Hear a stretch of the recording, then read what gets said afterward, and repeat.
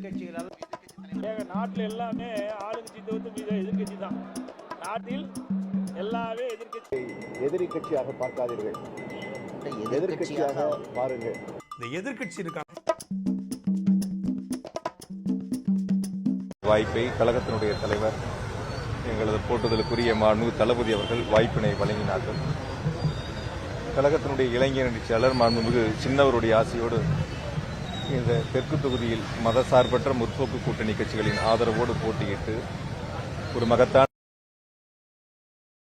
கால பெருமக்கள் வழங்கியிருக்கின்றார்கள்.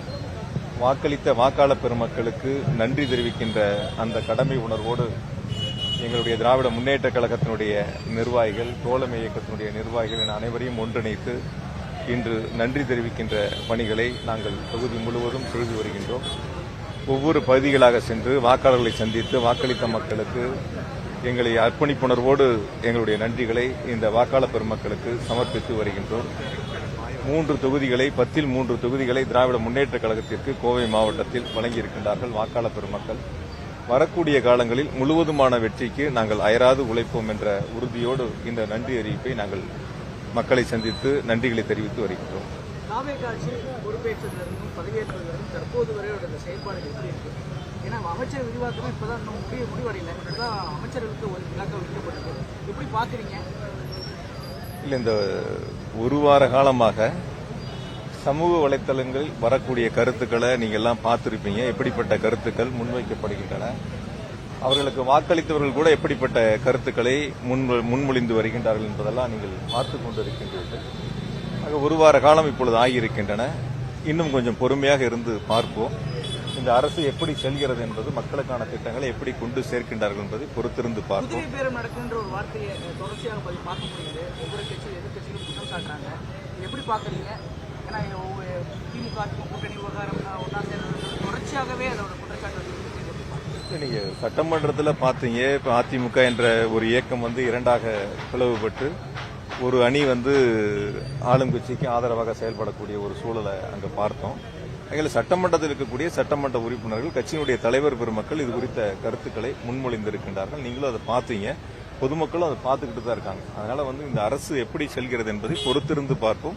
மக்களுக்கான அவங்க என்னன்னா, எங்களுடைய சட்டமன்றத்தினுடைய எதிர்க்கட்சி தலைவர், எங்களுடைய கழகத்தினுடைய இளைஞர் மிக தெளிவாக அந்த நம்பிக்கை வாக்கெடுப்பின் போது உரையாற்றுகின்ற பொழுது அவர்கள் தேர்தல் நேரத்தில் என்னென்ன வாக்குறுதிகளை கொடுத்தார்களோ அதெல்லாம் பட்டியலிட்டு இதையெல்லாம் நீங்கள் நிறைவேற்ற வேண்டும், அதற்கு கால அவகாசம் வேண்டும் என்று கேட்டிருக்கின்றீர்கள். ரொம்ப நாள் எடுத்துக்காதீங்க, செய்வதற்கான முயற்சிகளை முன்னெடுங்கள் என்று சொல்லியிருக்கிறார்கள். நாம் பொறுத்திருந்து பார்ப்போம்.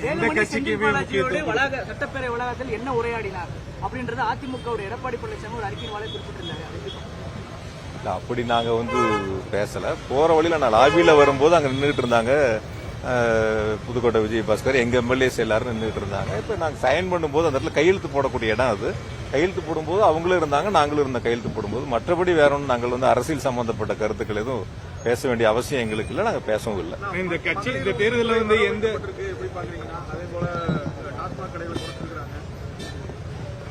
அதாவது ஊடகங்கள், பத்திரிகைகள், சமூக வலைத்தளங்கள் ஏற்கனவே இப்பொழுதுதான் ஏதோ புதிதாக டாஸ்மாக் கடைகளை குறைக்கப்பட்டதை போல, இந்த அரசு அமைந்தவுடன் இந்த கடைகளை குறைத்ததை போல ஒரு தோற்றத்தை உருவாக்குவதை நான் முழுமையா அந்த ஒரு வார காலம் பார்த்தேன். தயவு செஞ்சு உள்ளதை உள்ளபடி தொலைக்காட்சிகளாக இருக்கட்டும், பத்திரிகைகளாக இருக்கட்டும், மக்களுக்கு சொல்ல வேண்டிய கடமை இருக்கு.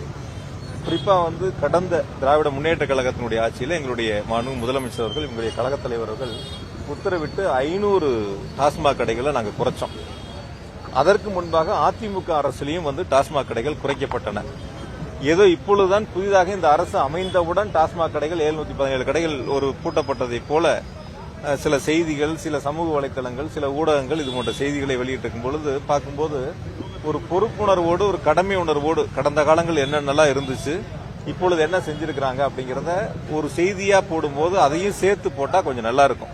ஏன்னா புதிதா இப்பொழுது மட்டும்தான் அந்த கடைகள் போடப்பட்டதை போல, மற்ற காலங்களில் இல்லாததை போல, இப்பொழுது ஏதோ பூரண முழு மதுவிலக்கை கொண்டு வந்ததை போல ஒரு தோற்றத்தை உருவாக்கக்கூடிய ஒரு நிலை இருக்கின்றன. காலப்போக்கில் தெரியும். பொதுவாக அதனாலதான் நாங்களும் சொன்னோம், இது ஒரு ரீல்ஸ் ஆட்சியா இல்லாம ரியல் ஆட்சியா இருக்கணும் அப்படிங்கிறது தான் எல்லாருடைய கருத்தா இருக்கு. அதை பொறுத்து இருந்து பார்ப்போம். இந்த தேர்தலில் எந்த கட்சிக்குமே மக்கள் அதிக இடங்களை கொடுக்கல.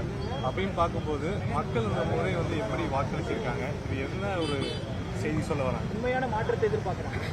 அதாவது உண்மையான மாற்றத்தை நீங்கள் ஒரு வாரம் பார்க்குறீங்க, என்ன நல்ல மாற்றங்கள் நடந்திருக்குன்ட்டு.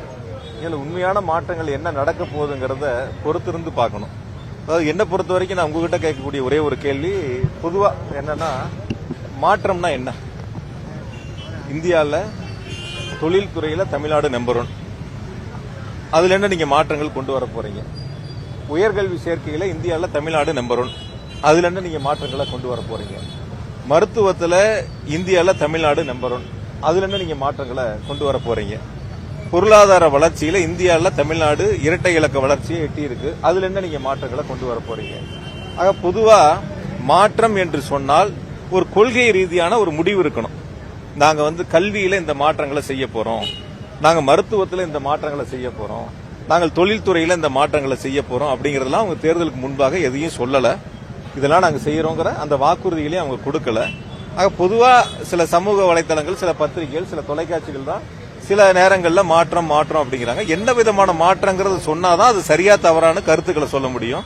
ஆக ஒரு வளர்ச்சி பெற்ற மாநிலமாக, இந்தியாவிலேயே முதல் மாநிலமாக நம்முடைய எங்களுடைய கழகத் தலைவர்கள் முதலமைச்சராக இருந்து தமிழ்நாட்டை வழிநடத்தி இருக்கின்றார்கள். இதை தக்க வச்சாலே போதுமானது. இதுக்கு மேல அவங்களுடைய சக்திகள் அதிகமா இருந்து இந்த நிலையை விட அடுத்த நிலைக்கு அழைத்து சென்றால் பாராட்டுக்குரியது.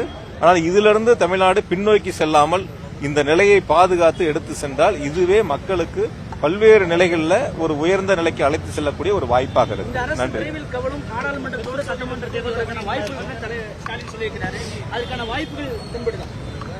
இல்ல, எங்களுடைய கழகத் தலைவர் அவர்கள் அது குறித்தான கருத்துக்களை சொல்லியிருக்காங்க. இன்னைக்கு இருக்கிற நாட்டில் எல்லாமே ஆளுங்கட்சி தவிர்த்து எதிர்கட்சி தான். நாட்டில் எல்லாமே எதிரி கட்சியாக பார்க்காதீர்கள், எதிர்கட்சியாக பாருங்கள். இந்த எதிர்க்கட்சி இருக்காங்க